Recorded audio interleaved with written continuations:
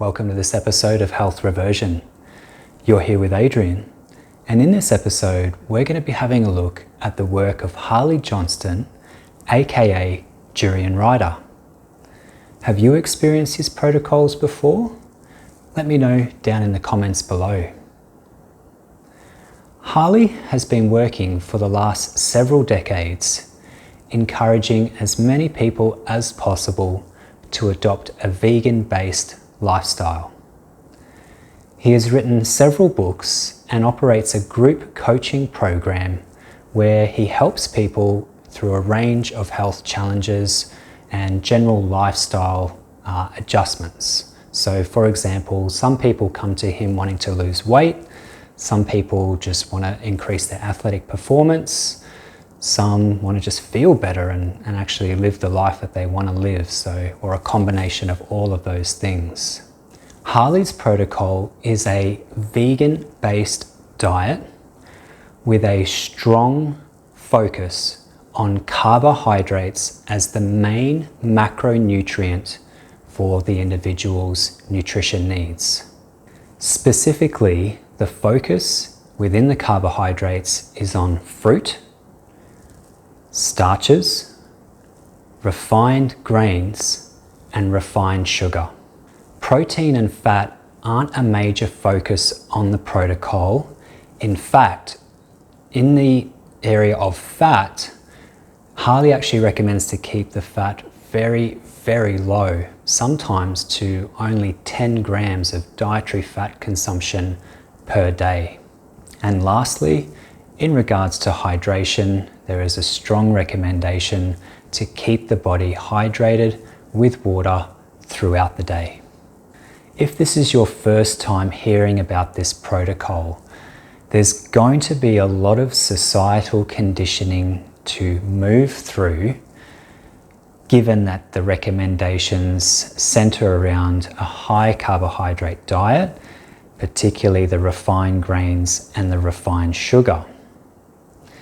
As always though, here on the Health Reversion channel, the suggestions and recommendations are for you to trial it as the individual, rather than letting the indoctrination and the years of authoritarian conditioning prevent you from trialing or accessing a different way of living.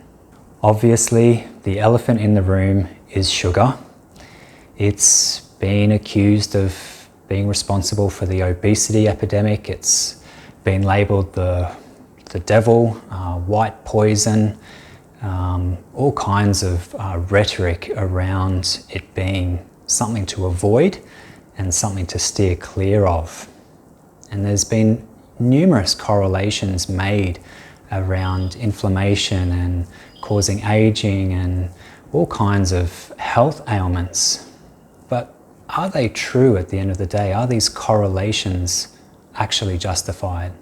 So you might be asking, well, why is there an addition of sugar into this particular protocol, in this food regime? I like to avoid the word diet. So this food regime incorporates sugar simply because you're going to be eating a lot of fruit on this particular protocol.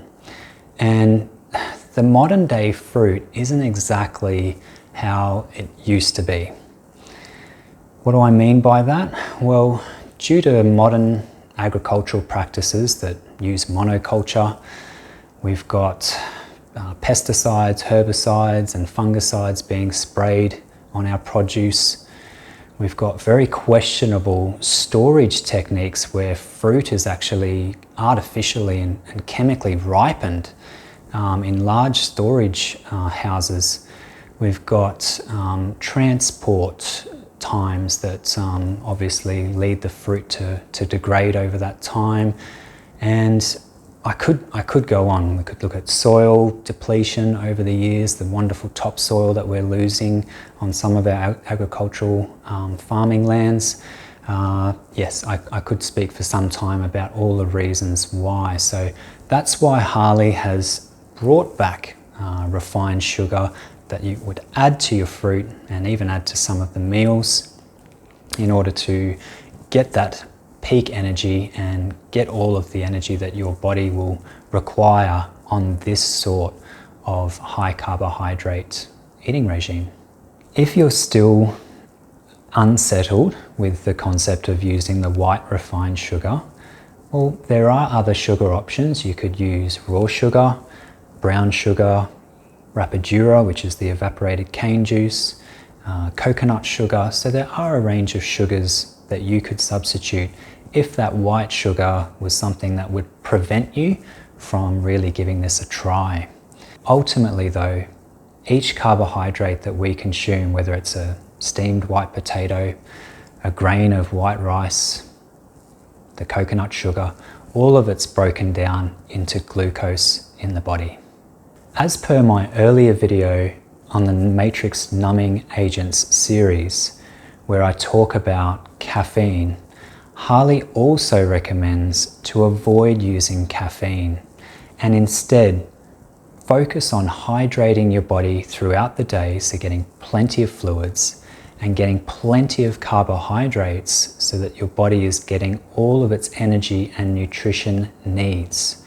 And you might find, if you're able to incorporate this protocol successfully, that you may not continue to reach for those stimulants if you were taking them in the first place. So if you have been a regular coffee drinker, or you really needed that energy drink or that pre-workout to feel good and to feel energized, you may find that that particular desire wanes on this protocol. So what is the protocol? Well, in a nutshell, as I've mentioned so far, it's a high carbohydrate diet, while simultaneously, there's that diet word again, a high carbohydrate food regime that simultaneously keeps fat low. Now, why are we keeping the fat low? Well, when you eat a carbohydrate on its own, and if you want more information on this, please see my video on mono eating, where I discuss this at length. But just a quick recap. When you eat a carbohydrate on its own, insulin will be deployed, it will do its job for a short period of time, and then it will return back to the baseline level that it was once at before the meal. However, in our lovely inverted modern day society, where lots of funny business has taken place and most of our meals and most of our nutrition recommendation is food combinations. So where a lot of people go wrong, unfortunately, is that they'll have the piece of bread, for instance, and if they had the piece of bread on its own, then yes, the insulin would spike up, do its job, and then return. But a lot of the time we're covering that piece of bread in ghee or avocado, and sure, ghee is very nutritional, avocados are highly nutritious, absolutely no questions asked there. But when we combine them, so when we take that piece of bread and we cover it in fat, it goes down into our digestive system, out comes insulin, and insulin has got to work that much harder to find its way to the glucose, to get the glucose into these storage units such as glycogen in the liver and in the muscles. And it just doesn't do it as efficiently when fat is present. So when fat's present, it may block the insulin receptor sites, perhaps it just makes it harder for them to get in. But ultimately, the poor pancreas of the person, whoever's had this combination, the pancreas has to pump out that much more insulin to get the glucose out of the bloodstream, and this in turn makes the insulin receptors quite sick and tired of having all of this extra insulin being pumped out, and they're constantly getting the tap on the shoulder, hey, do your job. And it's like, well, the insulin receptors start saying, we want to do our job, but we're finding it really hard with all of this fat around. So what ends up happening over time is more and more and more insulin is needed to do the job correctly, and potentially that's how insulin resistance comes about. Even though we've been led to believe that it's to do with sugar and it's to do with carbohydrates, but what if it isn't? Furthermore, there is so much talk about avoiding insulin spikes and eating low GI foods, because when you spike your insulin, it's not good for your health, and insulin's bad, and it causes inflammation and all kinds of things that we're told, and maybe there's some truth to it, but what happens if it wasn't altogether true though?